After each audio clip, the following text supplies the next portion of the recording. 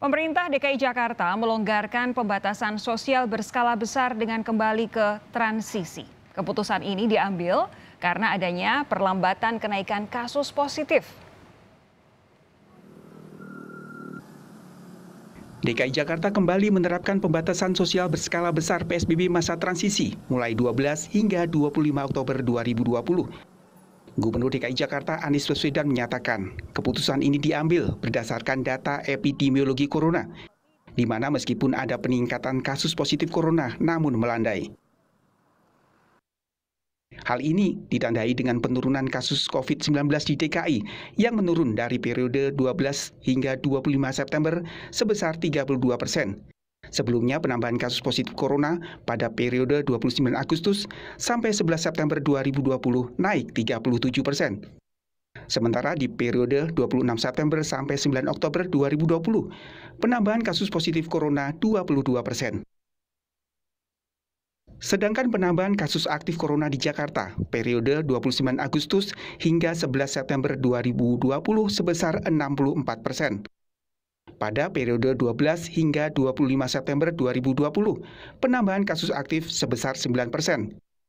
Periode 26 September hingga 9 Oktober 2020, kasus aktif bertambah 4%. Sementara dari tingkat keterpakaian tempat tidur isolasi dan ICU pasien corona di rumah sakit, daya tampungnya kembali memadai. Pada 10 Oktober 2020, keterpakaian tempat tidur isolasi corona sebesar 66% dan ICU sebesar 67%.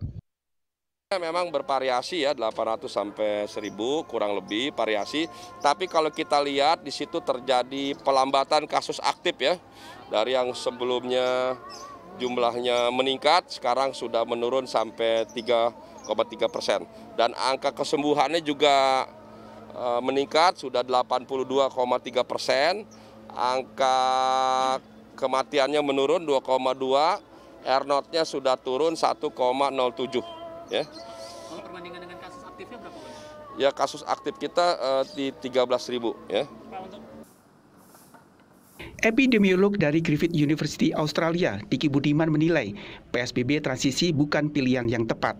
Dalam kondisi yang belum aman, seharusnya pemerintah Provinsi DKI Jakarta lebih memperketat dan meningkatkan pengawasan. Ini bila bicara dari sisi ideal, tentu pilihan PSBB transisi bukan yang ideal. Harusnya lebih ditingkatkan, malah lebih diketatkan karena jadi menurut saya jadi tanggung dan kita belum pada posisi yang benar-benar aman. Angka kematian masih ada ya, walaupun memang menurun angka kematiannya. Dengan dilonggarkannya PSBB Jakarta, sejumlah sektor mulai dibuka kembali, seperti sektor kesehatan, pangan, makanan, minuman, energi, komunikasi, dan teknologi informasi, sektor keuangan, logistik, perhotelan, dan konstruksi. Di masa transisi PSBB, kafe dan restoran boleh dibuka dengan penerapan protokol kesehatan.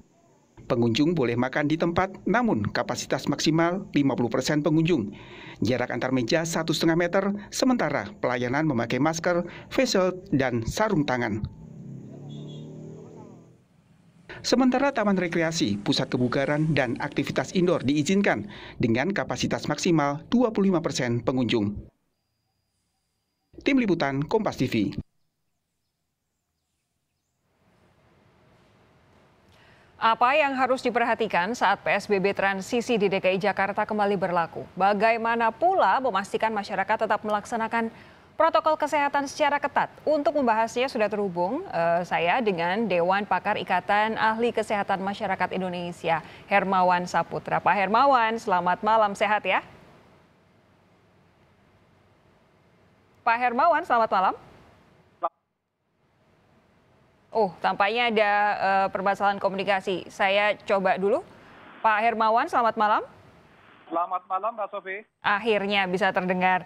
Pak Hermawan, saya yakin Anda tadi sudah melihat beberapa data yang disajikan, yang kami sajikan ini diambil dari Pemprov DKI Jakarta. Betulkah data-data itu dan apakah memang jadi dasar yang tepat untuk mengubah PSBB jadi PSBB transisi lagi, Pak Hermawan? Iya, kami pun membaca data yang sama yang dilaporkan resmi oleh pemerintah DKI Jakarta. Jadi kalau dilihat memang terjadi penurunan kasus, tetapi tidak terlampau signifikan dan angkanya masih di atas 1.000. Bahkan hari ini ada 1.389 kasus positif. Jadi ada penurunan dalam rentang PSBB periode pertama, kedua, dan ketiga, tetapi sesungguhnya ya sebagaimana replikasi kasusnya juga masih di atas 1. Sehingga ini belum aman sama sekali. Kalau kita alihkan ke transisi sebenarnya bisa kita katakan tidak terlalu signifikan. Banyak faktor yang kami evaluasi terutama kaitan dengan sinkronisasi dan harmonisasi kebijakan Mbak Sofi. Sinkronisasi antar pemerintah DKI dengan pemerintah pusat dan harmonisasi antar DKI termasuk dengan Bogor, Depok, Tangerang, dan Bekasi. Ya. Nah, jadi di antar daerah ini juga ada gap kebijakan selama PSBB yang kemarin ini. Dan juga ada sinkronisasi, kita ketahui bersama bagaimana aktivitas sosial politik juga mempengaruhi banyak aktivitas di DKI Jakarta. Walaupun pada masa PSBB, tetapi banyak sekali faktor yang menyebabkan PSBB bisa kami katakan tidak terlampau efektif.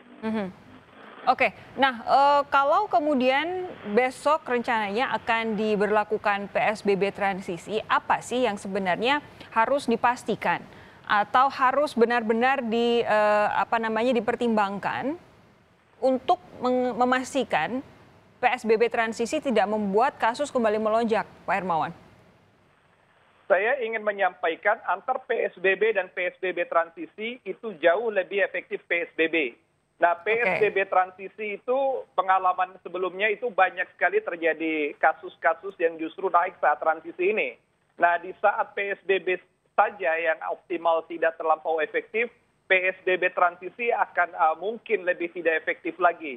Nah, oleh karena itu PR yang menjadi concern kami seperti yang saya sampaikan, bagaimana pemerintah DKI pertama itu adalah menyinkronkan kebijakan antar daerah, antar pemerintah daerah dan pemerintah pusat, termasuk antar pemerintah daerah dengan pemerintah daerah lain sekitarnya.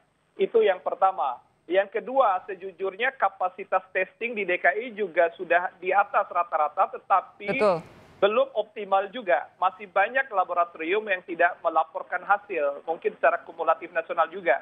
Saat ini di DKI ada kurang lebih 60 ya, tetapi juga itu tidak terlampau optimal, sehingga kasus yang terlaporkan ini sebenarnya belum betul-betul mencerminkan yang sebenarnya. Nah, ini kapasitas masih menjadi PR. Yang berikutnya terkait dengan upaya penguatan komunitas. Ini lagi-lagi kami sampaikan di tingkatan kelurahan, RT, RW itu belum menjadi pengarus utamaan. Jadi sudah ada upaya tetapi belum menjadi pengarus utamaan. Kenapa ini menjadi penting? Pengarus utamaan ini adalah cara yang sifatnya shortcut dikala PSBB tidak terlampau optimal.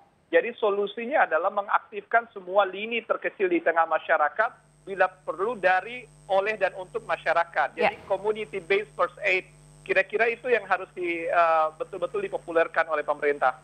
Kalau soal fasilitas kesehatan, ini di DKI Jakarta memang kan posisinya memang banyak begitu karena beririsan juga dengan yang disediakan oleh pemerintah pusat. Tapi karena dulu kan kita sempat katanya ditarik remnya karena PSBB transisi, kenaikan kasusnya luar biasa. Nah, begitu ini ditransisikan lagi, Anda melihat fasilitas kesehatan akankah sanggup untuk menampung apabila nanti ada lonjakan pasien lagi, Pak Hermawan? Dalam keadaan normal kami melakukan forecasting. Kasus ini akan tetap naik terus, harian akan naik terus, bahkan akan mencapai 1 juta secara kumulatif nasional ya. Di DKI pun akan naik secara signifikan. Tetapi kalau kita lihat laju kesiapan fasilitas kesehatan, memang ini yang kita juga khawatirkan. Seharusnya masa PSBB itu dimanfaatkan untuk betul-betul juga memanfaatkan berbagai gedung sumber daya yang ada, dioptimalkan untuk perawatan terutama yang isolasi mandiri bagi mereka yang bergejala ringan dan tanpa gejala atau OTG. Nah, ini memang saat ini kita tidak mempersiapkannya secara optimal, tetapi kami mengapresiasi pemerintah DKI. Anda tidak melihat upaya optimal untuk meningkatkan fasilitas kesehatan? Ada upaya yang dilakukan oleh pemerintah DKI, tetapi lagi-lagi sinkronisasi kebijakannya dengan pemerintah pusat kami anggap masih lemah. Dan terbukti dengan keramaian di lapangan, apakah dalam bentuk demonstrasi atau aksi sosial yang kemarin-kemarin ini, sebenarnya itu juga seolah-olah menafikan upaya satu periode PSBB sebelum ini. 14 hari sebelum awal September yang lalu, hingga pertengahan September itu sebenarnya sudah cukup baik, tetapi belakangan masuk di bulan Oktober begitu banyak lagi aktivitas yang tidak terkontrol di keramaian di lapangan, Mbak Sofi. Pak Hermawan, bagaimana dengan tingkat kedisiplinan masyarakat untuk menerapkan protokol kesehatan? Masyarakat itu sebenarnya secara edukasi sudah paham bagaimana mekanisme virus ini penularannya dan bagaimana mekanisme pengendalian dan pencegahannya itu sudah paham. Persoalannya begitu ada yang tidak disiplin, begitu ada yang memang menyepelekan, maka orang dengan gampangnya juga akhirnya ikutan abai. Ya. Nah, jadi permisivisme itu sejalan dengan kondisi lingkungan juga yang mulai tidak kondusif ya. Apalagi sekarang aktivitas seperti yang saya sampaikan, kini dan ke depan kita akan menghadapi berbagai aktivitas sosial politik yang memang akan menimbulkan psikologi publik seolah-olah COVID ini bukan menjadi prioritas dalam penanganan saat ini oleh pemerintah. Padahal seharusnya saat ini nih udah betul-betul mengkhawatirkan, kapasitas harus ditingkatkan, kedisiplinan harus terus dijaga dan dikuatkan, bagaimana upaya juga komunitas juga harus betul-betul harus utamakan oleh pemerintah. Nah, ini menjadi PR bersama. Tentu pemerintah DKI sudah bekerja, kita apresiasi, belum optimal karena kaitannya juga dengan komunikasi antar daerah dan dengan pemerintah pusat, seperti yang kami sampaikan, Mbak Sofi. Terakhir, Pak Hermawan, bagaimana dengan upaya untuk penegakan hukum, pemberian sanksi, entah itu sanksi denda, entah itu sanksi sosial terhadap orang-orang yang melakukan pelanggaran protokol kesehatan. Menurut Anda efektifkah? Apakah perlu terus dilakukan, perlu digenjot atau seperti apa? Ya, ini sesuatu yang paralel. Menurut kami tetap perlu ada, peraturan gubernur untuk hal itu sudah ada. Tinggal bagaimana ini juga tidak, begini. Ada poin yang menarik, Mbak Sofi, terkait dengan hal ini. Seringkali petugas di lapangan itu sangat kaku dalam menerapkan kedisiplinan dan penegakan ini. Kekakuan ini seharusnya berangkat dari pemahaman terhadap peraturan gubernur, yang mana situasi yang menyebabkan COVID betul-betul tertransmisi atau tertular, yang mana COVID itu sebenarnya nggak mungkin tertular. Ya. Banyak masyarakat yang mengeluhkan cara-cara petugas yang cenderung kadang tidak humanis, tetapi di sisi lain juga terlalu fleksibel dan kendor. Jadi kami ingin menghimbau bagaimana petugas agar memahami... Tunggu, ini apakah maksud Anda soal di dalam mobil sendirian tanpa masker, ditilang, tapi kemudian begitu keluar dikumpulkan dengan orang-orang lain justru berkerumun, begitu ya? Betul sekali, itu beberapa di antaranya. Ini yang kita harus sebut penguatan kapasitas petugas terkait dengan pemahaman, kemudian juga aspek penindakan secara humanis, sekaligus bagaimana agar tidak justru terpapar dengan adanya upaya penindakan. Jangan sampai menjadi ironis begitu ketika kita ingin menegakkan peraturan, menghindarkan kita semua dari COVID, tapi ada stigma dan juga presiden yang justru malah tidak tepat sasaran dan tidak tepat arah penegakannya. Ini menjadi PR juga sepanjang waktu kemarin, Pak Sofi. Pak Hermawan, terima kasih. Perbincangan kita singkat, tapi semoga ini benar-benar jadi bekal untuk DKI Jakarta yang besok akan masuk kembali ke masa PSBB transisi. Terima kasih, sehat terus Pak, selamat malam. Baik, sehat selalu Mbak Sofi, sehat Kompas TV.